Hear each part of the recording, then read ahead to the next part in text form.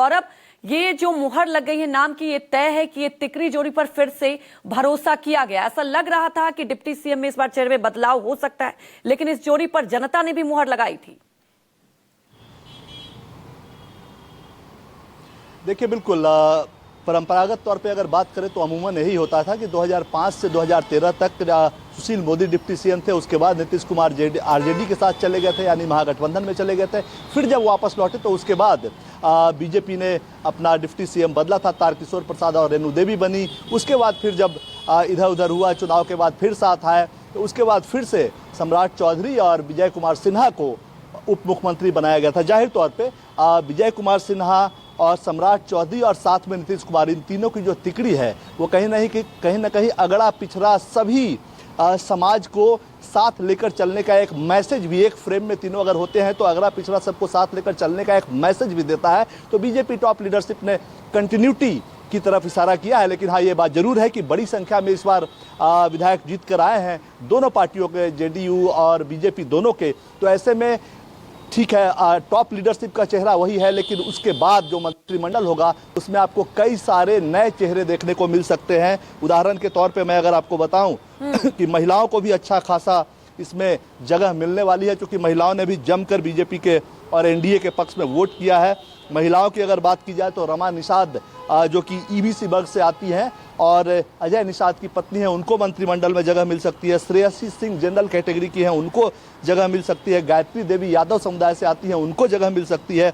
इसके अलावा नए चेहरों की अगर बात करेंगे तो रत्नेश कुशवाहा, त्रिविक्रम नारायण सिंह, रोहित पांडे, रजनीश कुमार, मनोज शर्मा जैसे कई चेहरे हैं जिनको मौका इस नए मंत्रिमंडल में मिल सकता है। टॉप लीडरशिप में कंटिन्यूटी बीजेपी रखेगी। उसके बाद जो कैबिनेट बनेगा, जो 15 मंत्री बनने हैं बीजेपी के कोटे से, उसमें आपको कई सारे 50% से ज़्यादा आपको नए चेहरे देखने को मिलेंगे, ताकि पुराने जो हों उनके एक्सपीरियंस का लाभ हो, नए भी ट्रेनिंग लेकर आगे की जो लीडरशिप है उसको वो बीजेपी की नई पौध जो है आगे के लिए वो तैयार हो सके। क्योंकि अब जो जिस स्थिति में बिहार की राजनीति बढ़ी है, तो अब कहीं किसी के इधर उधर जाने का कोई ऑप्शन नहीं है। बीजेपी के पास 89, जेडीयू के पास 85 के आसपास, बाकी 19 चिराग के पास है, 5 हम के पास है, 4 उपेंद्र कुशवाहा की पार्टी के पास है। विपक्ष एक तरह से नील हो गई है, तो 25 आरजेडी के पास है और कुल मिलाकर काफ़ी कम संख्या होती है। तो कहीं बदलाव की संभावना नहीं है। अब बीजेपी देखती है कि एनडीए के साथ भी और अपनी संख्या को भी अब आगे के चुनाव में और आगे लेकर जाना है, और धीरे धीरे डिपेंडेंसी जो है, चूंकि नीतीश कुमार की उम्र भी है और कई बार उनके स्वास्थ्य की भी खबरें आती है। हालांकि अभी इसमें कोई बदलाव नहीं होगा, जब तक नीतीश चाहेंगे तब तक वो सीएम की कुर्सी पर रहेंगे। लेकिन बीजेपी को अपने भविष्य की पौध तैयार करनी है, चूंकि हिंदी पट्टी में अकेला बिहार एक ऐसा राज्य है जहां बीजेपी आज तक अपना मुख्यमंत्री नहीं बना सका है। तो ये बीजेपी आला कमान के मन में है। उस हिसाब से ऊपर में कंटिन्यूटी दिखाई गई है, नीचे जो कैबिनेट बनेगा उसमें आपको कई सारे बदलाव देखने को मिलेंगे, पुराने और नए चेहरों का मिश्रण देखने को मिलेगा, ताकि भविष्य की पौध तैयार की जा सके बिहार की राजनीति को लेकर। क्योंकि वही एक राज्य है जहां अब तक एक तरह से देखा जाए तो मुख्यमंत्री के तौर पर बीजेपी का खाता नहीं खुल पाया है। जी कुमार गौरव, आपने उस बात को छेड़ दी जिसका लगातार चर्चा होती रहती है राजनीतिक गलियारों में, क्योंकि इस बार आप देख ही रहे थे जो प्रचंड जीत हुआ उसके बाद यही लग रहा था क्या इस बार बीजेपी अपने किसी चेहरे को सीएम के तौर पर रखेगी। लेकिन नीतीश कुमार ही फिर से इस बार सरकार में रहेंगे और 10वीं बार शपथ लेंगे। लेकिन कुमार गौरव, क्या अगर चेहरे के तौर पर देखा जाए, सम्राट चौधरी की बात की जाए, युवा भी हैं, फिर से भरोसा जताया गया, लव कुश की जोड़ी नीतीश कुमार के साथ उनकी बनती जा रही है, तो क्या आने वाले वक्त के लिए इस चेहरे को और ज्यादा पॉलिश करेगी बीजेपी?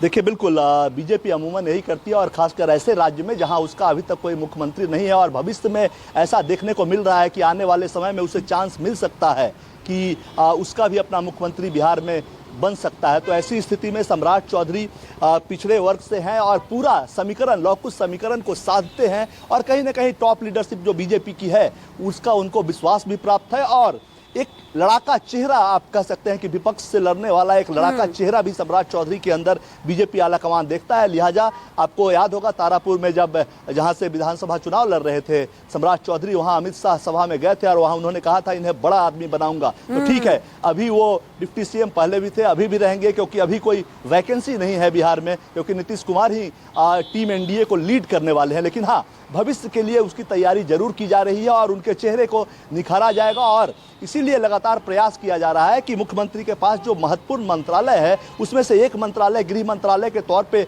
बीजेपी के कोटे में दे दिया जाए, ताकि सम्राट चौधरी को वो दें और फिर वो इस तरह से काम करे कि एक पैन बिहार उनका इमेज बने। अभी एक पॉकेट के या एक जाति वर्ग विशेष के वो नेता के तौर पे अच्छी तरह से स्टेब्लिश्ड है, इसमें कोई दो राय नहीं है। लेकिन बिहार, अगर आप पूरा ओवरऑल बिहार की बात करेंगी तो उस स्तर तक अभी सम्राट चौधरी नहीं पहुंचे हैं। और पार्टी का ये दायित्व होता है कि जब आप किसी को चुनते हैं तो आप उसको इस लायक पद दें, इस लायक का मंत्रालय दें और उसको इस स्तर से आगे बढ़ाएं कि वो कम से कम पूरे बिहार का बीजेपी के नेतृत्व के तौर पे देखा जाने लगे। तो और वही प्रयास लगातार किया जा रहा है और इसलिए चुनाव में भी गृह मंत्री ने, अमित शाह ने कहा था कि उन्हें बड़ा आदमी बनाना है। और अब प्रयास ये हो रहा है कि नीतीश कुमार के पास जो कुछ महत्वपूर्ण मंत्रालय हैं उनमें से कोई एक मंत्रालय अदला बदली करके ही सही वो सम्राट चौधरी को दिया जाए, ताकि उनकी राजनीति और चमके और पैन इमेज, जिस तरह से लालू, तेजस्वी, नीतीश कुमार का एक पैन बिहार अट्रैक्शन है, उस तरह से सम्राट चौधरी का भी मास लीडर के तौर पे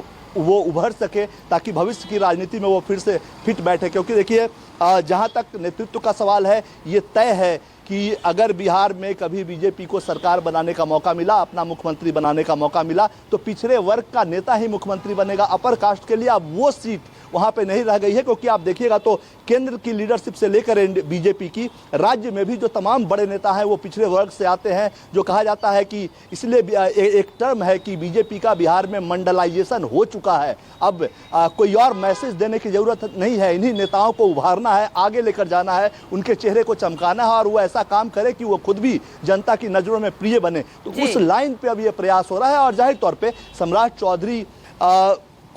सम्राट चौधरी में बीजेपी को अपना बिहार में भविष्य नजर आता है, इसमें कोई दो राय नहीं है। और यही वजह है कि आपने पिछले बार, हर बार का जो ट्रेंड था उसको बदलते हुए, जैसा कि आप जानते हैं 2005 से 13 सुशील कुमार मोदी रहे, उसके बाद फिर जब नीतीश कुमार के साथ सरकार बनी तो रेणु देवी और तारकेश्वर प्रसाद को बनाया गया। फिर अगली बार जब सरकार बनाने का मौका आया, 2 डिप्टी सीएम बनाने का मौका आया, तो सम्राट चौधरी और कुमार गौरव, और ये कहा भी केशव मौर्य की ये जोड़ी फिट भी है और हिट भी है।